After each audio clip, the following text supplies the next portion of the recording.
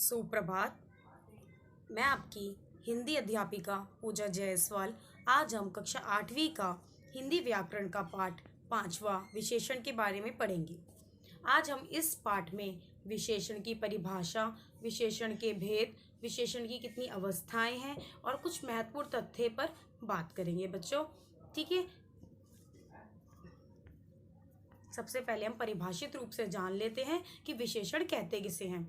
जो शब्द संज्ञा या सर्वनाम की विशेषता बताते हैं उन्हें विशेषण कहते हैं। मतलब कि जो शब्द संज्ञा है या जो शब्द सर्वनाम है, इन दोनों शब्दों की अगर कोई शब्द विशेषता बताता है तो उन्हें हम विशेषण कहते हैं। जैसे संज्ञा आपका क्या होगा, गुलाब। अगर गुलाब के आगे मैं लाल लगा दूं, लाल गुलाब, तो लाल आपका संज्ञा, लाल आपका विशेषण हो जाएगा और गुलाब आपकी संज्ञा हो जाएगी। उसी प्रकार से काला घोड़ा, घोड़ा आपका क्या है, संज्ञा, और काला क्या है, विशेषण। अब हम जानते हैं विशेष्य क्या होता है। विशेषण जिसकी विशेषता बताता है। जैसे मैंने आगे बताया अभी आपको कि लाल गुलाब, तो किसकी विशेषता बताई जा रही है, गुलाब की, कि वो लाल है। तो विशेष्य किसे कहते हैं, गुलाब को, क्योंकि यहाँ पर गुलाब की विशेषता बताई जा रही है। तो विशेषण जिसकी विशेषता बताता है उसे विशेष्य कहते हैं। अब हम जानते हैं प्रविशेषण किसे कहते हैं। विशेषणों की भी विशेषता बताने वाले शब्द प्रविशेषण कहलाते हैं। जैसे कुछ विशेषण शब्द होते हैं, उनकी भी अगर कोई विशेषता बताता है तो उन्हें हम प्रविशेषण कहते हैं। उदाहरण के तौर पर हम यहाँ समझते हैं, राम बहुत तेज दौड़ता है। तो राम इसमें क्या है बेटा, इसमें राम हमारा विशेष्य है, क्योंकि राम की विशेषता बताई जा रही है कि वो तेज दौड़ता है। ठीक है, तेज क्या है आपका विशेषण, और बहुत तेज दौड़ना वो क्या है आपका प्रविशेषण। अगर हम सिर्फ यही कहें कि राम तेज दौड़ता है तो यहाँ पर प्रविशेषण नहीं होगा, सिर्फ तेज क्या होगा, विशेषण, राम आपका विशेष्य होगा। लेकिन बहुत जुड़ने से वो प्रविशेषण बन गया कि तेज की भी विशेषता बहुत के द्वारा बताई जा रही है, इसलिए इसे हम क्या कहते हैं, प्रविशेषण। कुछ और उदाहरण हम ले लेते हैं। जैसे सीता बहुत बहुत बुद्धिमान है, तो सीता क्या हुई आपकी विशेष्य। ठीक है, बुद्धिमान क्या हुआ, विशेषण, और बहुत क्या हो गया आपका प्रविशेषण। ठीक है बच्चों, तो आपने क्या क्या पढ़ा, विशेषण की परिभाषा, विशेष्य और प्रविशेषण। अब हम जानते हैं बच्चों विशेषण के कितने भेद होते हैं। विशेषण के 4 भेद होते हैं। कौन कौन से, गुणवाचक विशेषण, संख्यावाचक विशेषण, परिमाणवाचक विशेषण और सार्वनामिक विशेषण। अब इसमें संख्यावाचक और जो परिमाणवाचक है उसके भी कोई 2 उदाहरण हैं। उसके भी 2 प्रकार हैं, जैसे निश्चित संख्यावाचक, अनिश्चित संख्यावाचक। उसी प्रकार से निश्चित परिमाणवाचक, अनिश्चित परिमाणवाचक।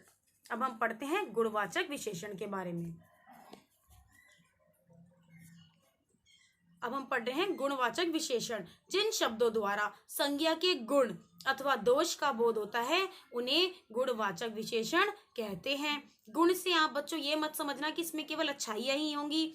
ठीक है, हमारे अंदर गुण दोनों प्रकार के होते हैं, चाहे वो अच्छे हो या बुरे हो। ठीक है, लेकिन अगर हम विशेषण की बात करें तो विशेषण में कई प्रकार के गुण दोष आते हैं। जैसे हम यहाँ जान लेते हैं, जैसे हमारे भाव हैं, अच्छा, बुरा, कायर, बलवान, दयालु इत्यादि, ये सब क्या है, हमारे गुण हैं। ठीक है, ऐसे ही काल, जब आप अगला, पिछला, नया, पुराना, कि मेरे पास नई किताब है, मेरे पास पुराने कपड़े हैं, ये सब क्या है, हमारी विशेषता बता रहे हैं, विशेषण है ये सारे। ऐसे ही स्थान में आ जाएगा आपका शहरी, पहाड़ी, पंजाबी, ग्रामीण, ये सब क्या है बेटा, ये स्थानवाचक गुण विशेषण है। उसी प्रकार से हमारे आकार भी हमारे गुण में आते हैं कि सीता के बाल बहुत लंबे हैं, सीता की जो लंबाई है काफी है, तो ये सब क्या है, हमारे गुणवाचक विशेषण कहलाते हैं। आकार में हमारे लंबा, ऊंचा, नीचा, सुंदर, चौड़ा इत्यादि आते हैं। उसी प्रकार से हमारे स्वाद में भी आते हैं, किसी को मीठा पसंद है, किसी को खट्टा पसंद है, तो ये भी आएगा। स्पर्श में भी आएगा, कोमल, मुलायम, तो ये हमारे सारे क्या है, हमारे गुणवाचक विशेषण हैं। कुछ और गुणवाचक विशेषण है, जैसे समय, जहाँ में समय का बोध होता है। ठीक है, मासिक, दैनिक, साप्ताहिक, त्रैमासिक, ये आदि क्या है, ये सभी हमारे गुणवाचक विशेषण है, हमारी गुण बता रही है। ठीक है, दशा, दुबला, कमजोर, स्वस्थ, रोगी, निरोगी आदि, ये क्या है हमारे, ये भी हमारे गुणवाचक विशेषण हैं। रंग भी, हमारे जितने भी प्रकार के रंग हैं ये भी हमारे गुणवाचक विशेषण में आते हैं। अगर उदाहरण के तौर पे देखें कि सीता ने लाल रंग की साड़ी पहनी है, तो कौन सी, सीता ने साड़ी तो पहनी है बट कौन से रंग की पहनी है, लाल रंग की, तो लाल हमारा क्या है यहाँ पे विशेषण है। इसी प्रकार से हम बात करते हैं विशेषण में दूसरे भेद की, संख्यावाचक विशेषण की। जिन विशेषण शब्दों से संज्ञा की संख्या का बोध होता है उन्हें हम संख्यावाचक विशेषण कहते हैं। जैसे एक मेज, 4 कुर्सियां, 10 पुस्तकें, कुछ रुपए आदि। अब संख्यावाचक विशेषण के भी 2 प्रकार होते हैं, निश्चित संख्या और अनिश्चित संख्यावाचक। अब हम पहले पढ़ेंगे निश्चित संख्यावाचक। जिन विशेषण शब्दों से निश्चित संख्या का, जहां हमें अपनी गिनती पता हो, निश्चित हो संख्या, उन्हें हम निश्चित संख्यावाचक विशेषण कहते हैं। जैसे 1, 2, 3, दूसरा, तीसरा आदि। अब इसके भी कई प्रकार होते हैं निश्चित संख्यावाचक विशेषण के। जैसे गणनावाचक, जब हम गणना कर लेते हैं, 1 है, 2 है, 3 है। अगर मैं कहूँ कक्षा में 5 बच्चे हैं, तो मुझे पता है कक्षा में 5 बच्चे हैं, 5 ही बच्चे हैं, नहीं तो कक्षा में तो बहुत सारे बच्चे भी हो सकते हैं। अगर मैं बोलूँ बहुत हैं, तो बहुत वो किस में आ जाएगा हमारा, अनिश्चित, क्योंकि हम गिन नहीं पा रहे। लेकिन अगर हम गिन पा रहे तो हम उनकी गिनती, गणना जरूर कर पाएंगे। उसी प्रकार से क्रमवाचक, जैसे पहला, दूसरा, कि राम कक्षा में प्रथम आया, द्वितीय आया, इस प्रकार से। आवृत्तिवाचक, दूना, तिगुना, चौगुना। उसी प्रकार से समुदायवाचक, दोनों, चारों, पांचों, ये सब क्या है हमारे निश्चित संख्या, निश्चित संख्या को व्यक्त कर रहे हैं। उसी प्रकार से प्रत्येक बोधक, कि प्रत्येक, हर एक, दो दो, ये क्या कर रहे हैं, निश्चित चीजों को बता रहे हैं, निश्चित संख्या को बता रहे हैं। उसी प्रकार से बेटा आपका अनिश्चित संख्यावाचक, जिन विशेषण शब्दों से अनिश्चित संख्या का बोध होता हो, अनिश्चित मतलब हमें नहीं पता कितनी संख्या की यहाँ बात हो रही है, उन्हें हम अनिश्चित संख्यावाचक विशेषण कहते हैं।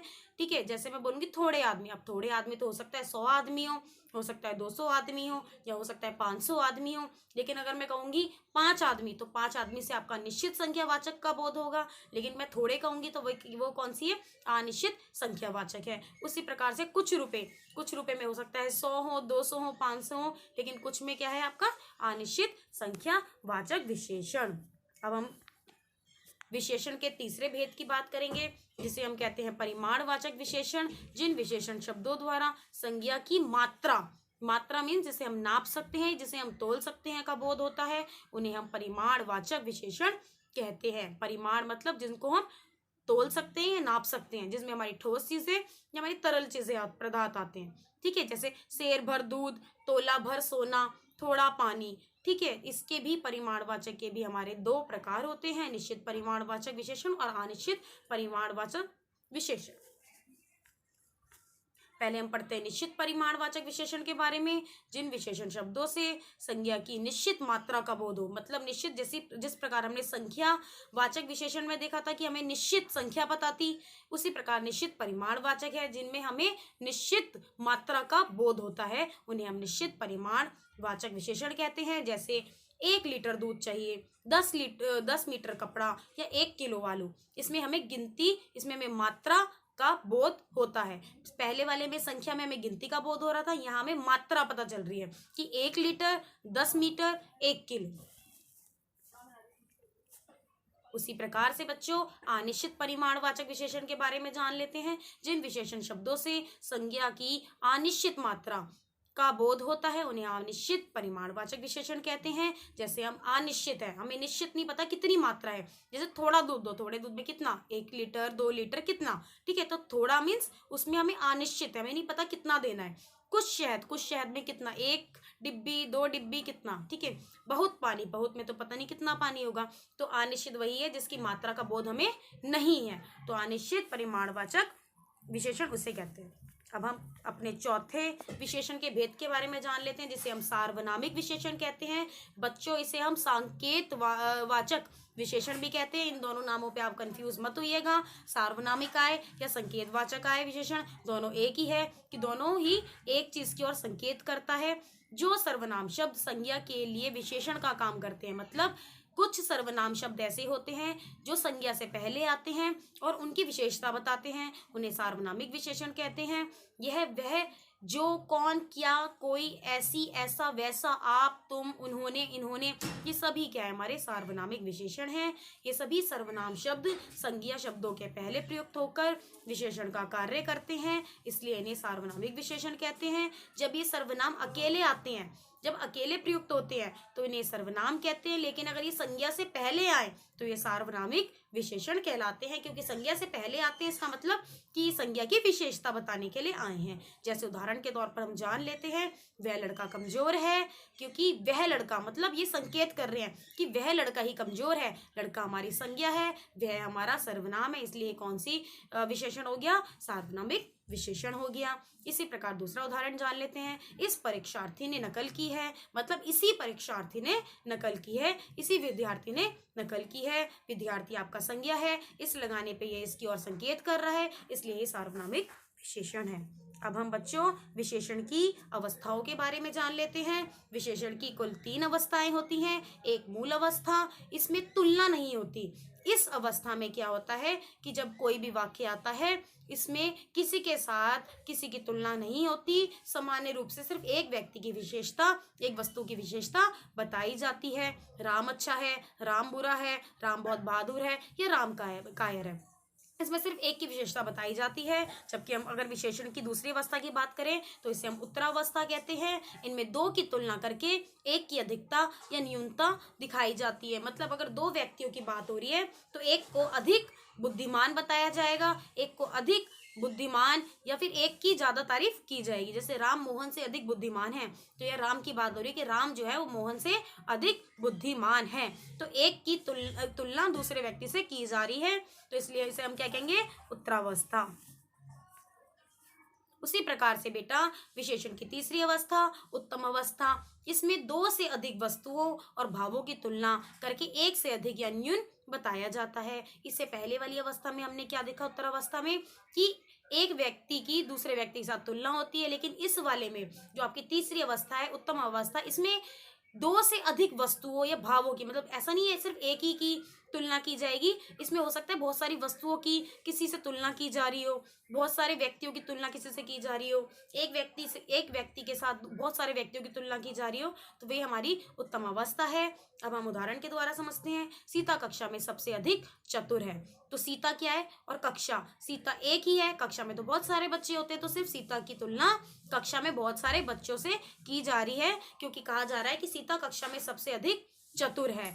ठीक है, इसी प्रकार अगर हम एक उदाहरण और ले लें कि सीता परिवार में सबसे अधिक बुद्धिमान है, तो परिवार में एक व्यक्ति नहीं होता, बहुत सारे होते हैं, तो इसलिए सीता की तुलना बहुत सारे लोगों से की जा रही है, तो इसलिए इसे क्या कहेंगे हम, उत्तम अवस्था, जिसमें बहुत सारे लोगों के साथ एक व्यक्ति की तुलना की जाती हो। इसलिए हमने अभी क्या पढ़ा, विशेषण की 3 अवस्थाएं पढ़ा। पहली अवस्था मूल अवस्था, दूसरी आपकी उत्तर अवस्था, तीसरी आपकी उत्तम अवस्था। अब हम देख लेते हैं इन अवस्थाओं को कैसे समझें। मूल अवस्था मतलब जिसमें सिर्फ आपकी सरल विशेषताएं बताई जाती हो, जैसे कोमल, गुरु, सुंदर, बृहद। ठीक है, और उत्तरावस्था में क्या होगा, कोमल तर, जिसमें आपका तर जुड़ जाएगा, और उत्तम अवस्था में क्या होगा, आपका कोमल तम, तम जुड़ जाएगा। ऐसी गुरु का गुरुतर, गुरुतम, बृहद का बृहतर, बृहतम, सुंदर का सुंदरतर और सुंदरतम। इसी प्रकार से बच्चों आपका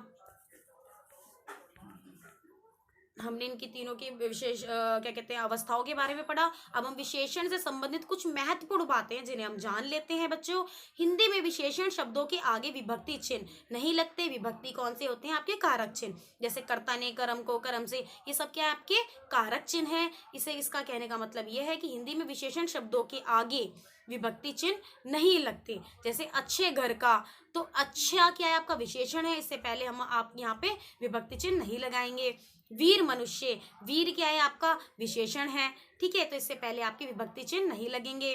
ठीक है, पुल्लिंग आकारक विशेषण का आकर्ता कारक एक वचन को छोड़कर अन्य सब कारकों में ए हो जाता है। यहाँ कहने का मतलब है कि कई बार विशेषण में क्या होता है कि अगर पुल्लिंग शब्द होता है तो वे क्या आ से, आ की मात्रा से वो ए की मात्रा में बदल जाता है। अच्छा का अच्छे हो जाता है, लड़का का लड़के हो जाता है, बुरा का बुरे हो जाता है, और लड़का का लड़के हो जाता है। अब विशेषणों की भी विशेषता बताने वाला शब्द भी विशेषण कहलाता है। जैसे हमने जाना कि अगर मैंने बोला सुंदर, ठीक है, तो सुंदर विशेषण है, लेकिन अगर मैं बोल रही हूँ बहुत सुंदर, तो बहुत आपका प्राविशेषण है।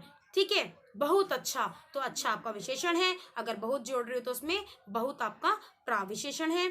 इस प्रकार से मैंने आज आपको ये वाला पाठ पढ़ाया, जिसमें मैंने आपको विशेषण के बारे में बताया, विशेषण की परिभाषा बताई, विशेषण के भेद बताए, उसके बाद विशेषण की अवस्थाएं बताई और विशेषण से संबंधित कुछ महत्वपूर्ण बातें बताई। आशा करती हूँ आपको ये पाठ बहुत अच्छे से